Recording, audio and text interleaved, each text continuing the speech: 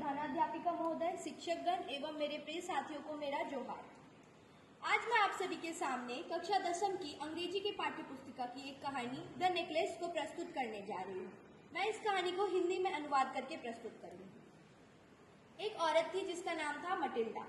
वो बहुत ही लालची थी। उसके पास जो भी है वो उसमें कभी खुश नहीं होती थी। उसके हस्बैंड ठीक ठाक नौकरी करते थे। जब रात में वे लोग सूप पीने के लिए बैठते तो उसके हस्बैंड बोलता, सूप कितना स्वादिष्ट है, मुझे बड़ा अच्छा लगता है सूप पीने में। लेकिन उसकी पत्नी चाहती है कि क्या मुझे ये एल्यूमिनियम स्टील के बर्तनों में मिल रहा है, अगर ये चांदी के बर्तनों में होता कितना अद्भुत लगता। ऐसे करके मटिल्डा के पास जो है वो उसमें खुश नहीं होकर के औरों की हमेशा चाह रखती थी। एक बार उसका पति एक इनविटेशन कार्ड लेके आया और दिखाया कि देखो ये मिनिस्टर के घर में पार्टी है, ये सिर्फ ऑफिस में कुछ ही लोगों को मिला, उसमें से मैं एक को मुझे बुलाया गया है कि पार्टी में जरूर आइएगा।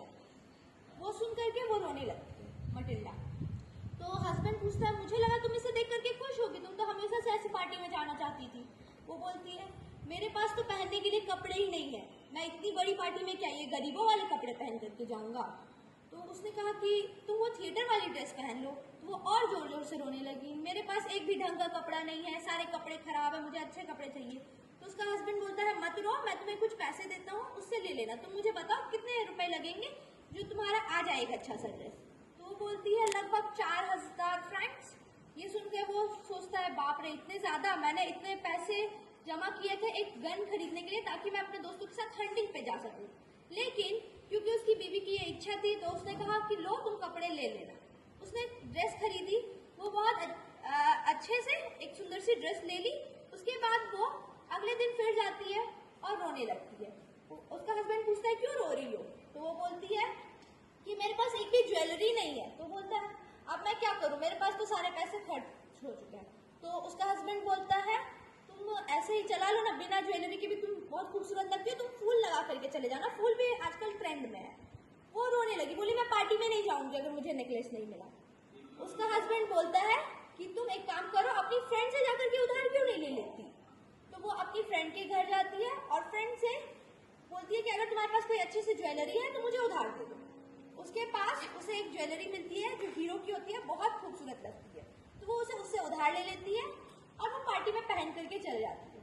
पार्टी में सब उसी की तारीफ कर रहे थे, वो बहुत खूबसूरत लग रही थी। पार्टी से फिर वो जब वापस आती है घर तो देखती है कि उसका नेकलेस कहीं गिर गया है। अब वो उसका हीरो का हार मिल नहीं रहा है। उसके हस्बैंड को उसने बताया, उन्होंने जगह जगह ढूंढा, जिस टैक्सी से वे आए थे स्ट्रीट में 1-2 हफ्ते तक वो लोग ढूंढते ही रहे, लेकिन उनको वो नहीं मिला। उन्होंने पुलिस कंप्लेन भी किया। फिर लास्ट में वो लोग बहुत सारे सोनार की दुकान पे गए, ज्वेलर्स की दुकान पे, और सेम टू सेम वैसा हीरे का हार ढूंढने की कोशिश की और उनको एक दुकान में वैसा सेम टू सेम मिल भी गया।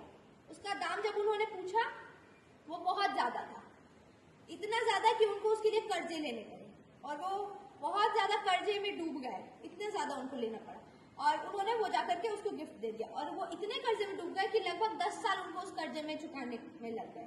और 10 साल बाद वो दोबारा जब मटिल्डा जब दोबारा अपनी फ्रेंड से मिली, उसने उसको बताया कि पता है तुम्हारा जो वो हीरे का हार मैं 10 साल पहले लेके गई थी वो खो गया था और इतना महंगा वो हार था कि मुझसे खोने के बाद उसको कर्जा चुकाने के लिए मुझे 10 साल लग गए। वो ऐसा सारा स्टोरी अपना बताती है। फिर उसके बाद उसकी दोस्त बताती है, क्या तुमने मुझे उस टाइम क्यों नहीं बताया कि वो हार तुमसे खो गया था, वो हार नकली था, वो 400 फ्रैंक्स का भी नहीं होगा, उस टाइम मुझे बताया होता तो शायद मैं तुम्हें पहले बता देती। अब इससे ये सीख मिलती है कि लालच बुरी बला है, हमारे पास जो है हमें उसमें संतुष्टि रखनी चाहिए और की चाह नहीं करनी चाहिए। धन्यवाद।